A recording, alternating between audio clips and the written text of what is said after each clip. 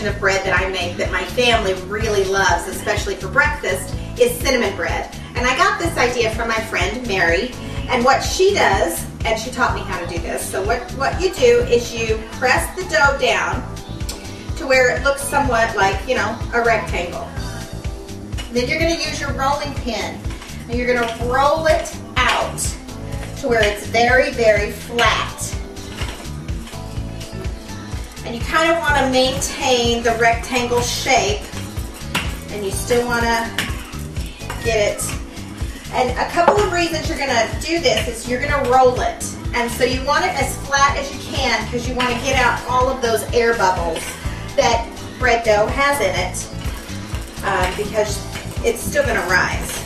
You want it to be about 2 times the length of your loaf pan, 2 to 2.5 or 3 times your loaf pan. That gives you a lot of layers for your cinnamon and brown sugar. I just take brown sugar. There's no real measurement. This is kind of a personal preference thing, but I at least start with 1/3 to 2/3 cup of brown sugar, and I just spread it around until the edges, about 1/4 of an inch from the edges. Something to remember is the more brown sugar you use, the gooier, because as it cooks, it's going to turn into a syrup and that gooiness that we get from cinnamon rolls. So the more you use, the gooier your bread's going to be, and it may take longer to cook. So keep that in mind. And you actually want to press it into your dough because you're going to be rolling it and you don't want it to move around too much. So after you've done that, then I just take cinnamon, and again, this is kind of a preference, and you just sprinkle cinnamon on it. The complete, again, trying to stay 1/4 of an inch away from the edges because you're going to need that dough to pinch the roll together. Another variation you can add to this, if you so desire, is you can put raisins and nuts on it. I have a couple of kids that don't like raisins and nuts, so I don't always put it in there. But just kind of pound that, press it into the dough. Now, you're going to roll this dough, and you're going to roll it kind of tight because you want to give it the least amount of air room because you don't want holes in your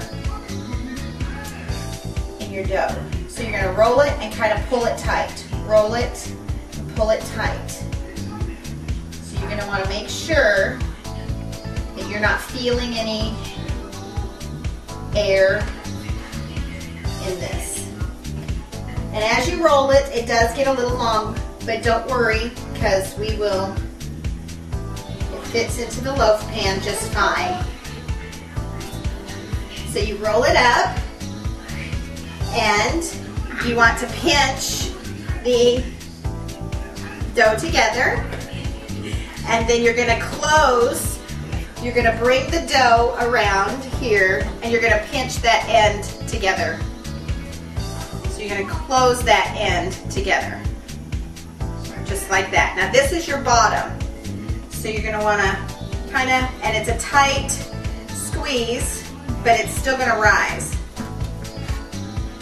If it is way too long, you can always just cut off the end to make it fit.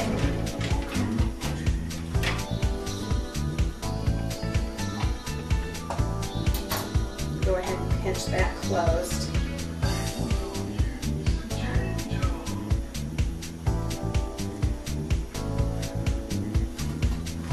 And then you put it in there, just like that.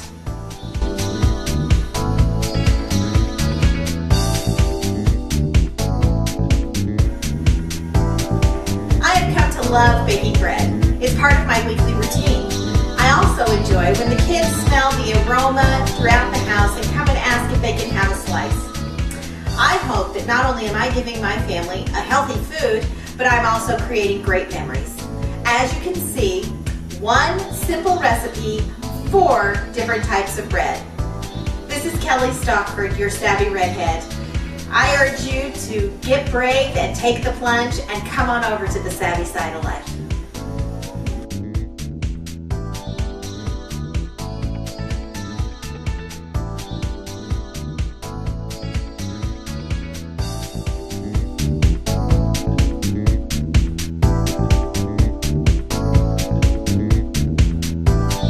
It's 4 different kinds of bread.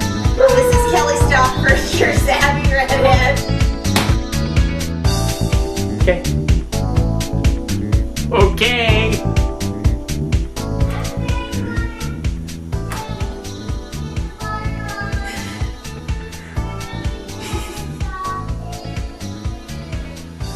Are you gonna be ready?